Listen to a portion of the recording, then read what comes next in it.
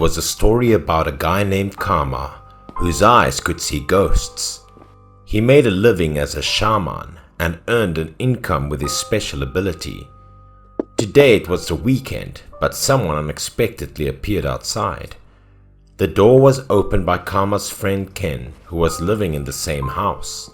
A man with an emaciated and tired face appeared in front of Ken. He inquired whether Karma was at home, but Ken did not respond directly. Instead, he invited the visitor to come in first. Seeing the young man's awkwardness, Ken pointed to the room ahead and said that Karma was in the room.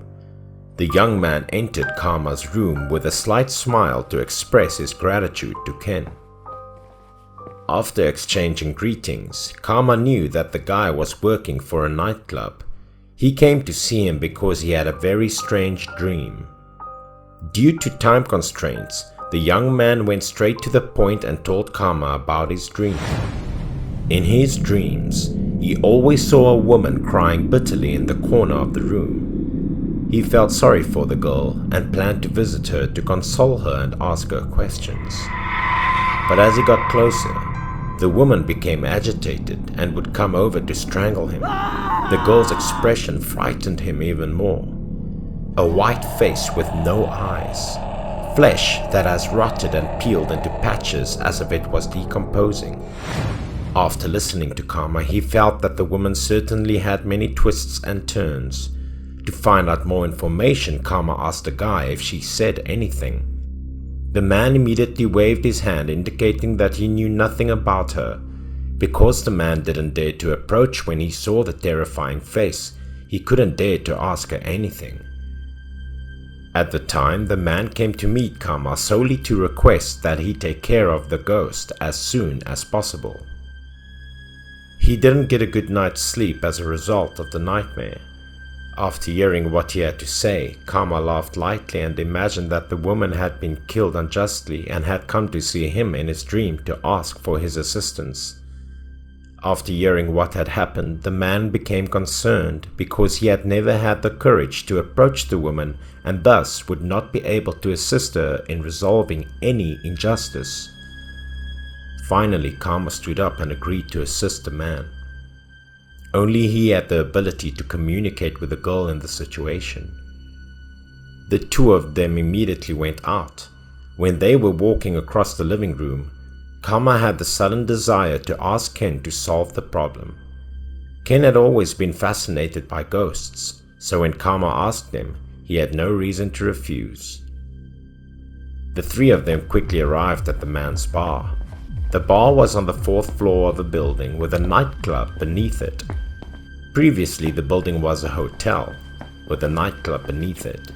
Later, for the sake of convenience, some rooms on the 4th floor were converted into rooms for staff. After opening the door, Karma went around to assess the situation inside the room. With his special abilities, he could sense that the room was haunted. He immediately squatted in the middle of the room and scribbled some strange characters on the floor with a pen. After finishing the letters, Karma reached into his pocket and pulled out a bag of red liquid, a pair of chopsticks, and a candle. These were all tools he had learned to use in order to perform mystical rituals. When the man brought the requested bowl, Karma immediately took the bag containing the red liquid and poured it into the bowl, which he placed in the center of the pre-written letters. Then he folded the two chopsticks into a cross and placed them on top of the bowl before placing the candle on the chopsticks. As he prepared to finish the seance ritual, Karma stood up and smiled wickedly at the two confused people behind him, informing them that the woman would appear. When Karma said this, the other men's heartbeats quickened in fear. Ken, on the other hand, had complete faith in Karma, knowing that no matter how terrifying a woman's ghost was, he could handle it. The owner, on the other hand, was desperate to get rid of the girl, so even though the situation was tense, he gritted his teeth and persevered. When Karma shut all the doors and turned off the lights, the atmosphere in the room became quiet, and gloomy. There was only one candle left lit in the room at the time. The light from the candle illuminated the room slightly. At the time, Karma took out a cloth puppet and tied a rope around its head. One of his hands grasped the other end of the rope, which was holding a puppet to the candle's head. The puppet's shadow was reflected on the wall by candlelight. It began as the shadow of a puppet, but after a few minutes, the shadow grew larger and moved to form an adult on its own. Ken, who witnessed the scene, was too terrified to say anything. A face began to emerge from the blank shadow. It slowly emerged from the surface of the wall, looking as alive as if it was real. The face came first, followed by the rest of the body. The young man and Ken were terrified and felt like fleeing. The sight of a woman stepping out from behind the wall was unbelievable. As for the man, his face was still stunned, unable to say anything, and he was only able to stare at the woman.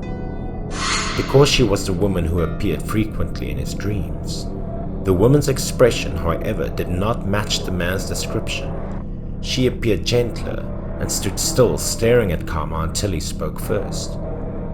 Hearing Karma's promise to assist in restoring justice, the woman began to cry and shared her story. The woman's name was Aiku. Because of her poor family circumstances, she dropped out of school early to work in order to earn money. At the time, her mother was seriously ill and needed a sum of money to get medical treatment urgently. She went with an introduction to meet a wealthy individual who could lend her a large sum of money without charging interest.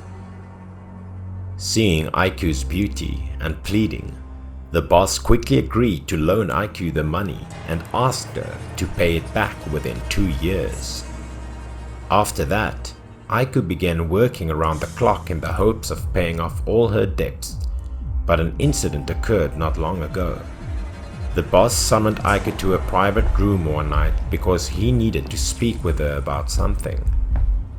Aiku noticed her boss blushing and knew right away that he had been drinking heavily. At the point, he motioned for her to take a seat beside him. Because Aiku couldn't refuse, she sat next to him while hearing about the debt she had from the boss. His statement caused Aiku to panic and she did not dare to look at him.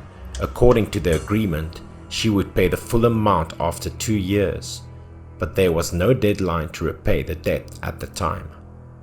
The boss immediately laughed and pointed to the wine bottle on the table, telling her that if she drank the bottle of wine, all her debts would be forgiven. When Aiku heard his statements, she felt both happy and worried. After that, Aiku decided to pick up the bottle, tilt her head backwards and take a few drinks until the bottle ran out. Aiku's stomach became tense and uncomfortable after consuming a full bottle of wine. Nonetheless, she tried to calmly place the bottle of wine on the table and politely asked the boss to keep his promise because she had met the conditions he set. When her boss saw what was going on, he was taken aback because he had previously underestimated her. The boss believed that the money could make Aiku do whatever he wanted. He tried to seduce her into selling her body to him. Even though Aiku was inebriated and irritated by alcohol, she was fully aware. She realized her boss's intentions and became embarrassed and enraged. Because she was a kind person, she refused to sell herself for money, so she did not hesitate to slap the boss to express her displeasure. The boss's face was expressionless as he was brutally beaten, but his attitude quickly shifted, and he became enraged as a result of Aiku's actions.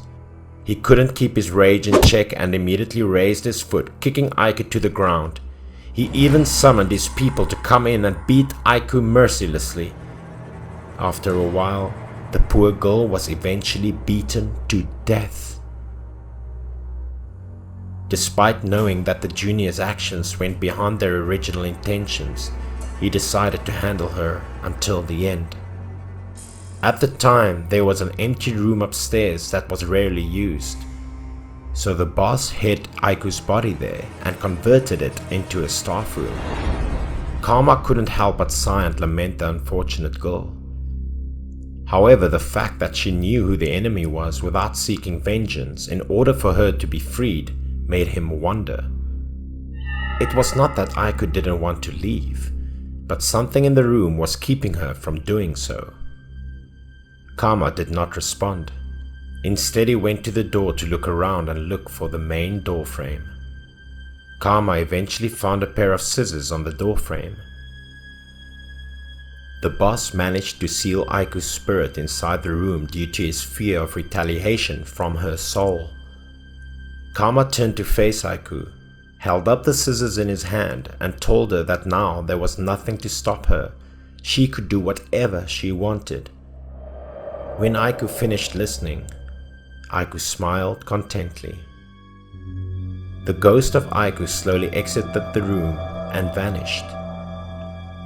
In the next day, the young man rushed to inform Karma of the shocking news. The boss had a freak accident and went insane after being avenged by a so-called ghost girl. It was exactly what he deserved in retaliation for his crimes.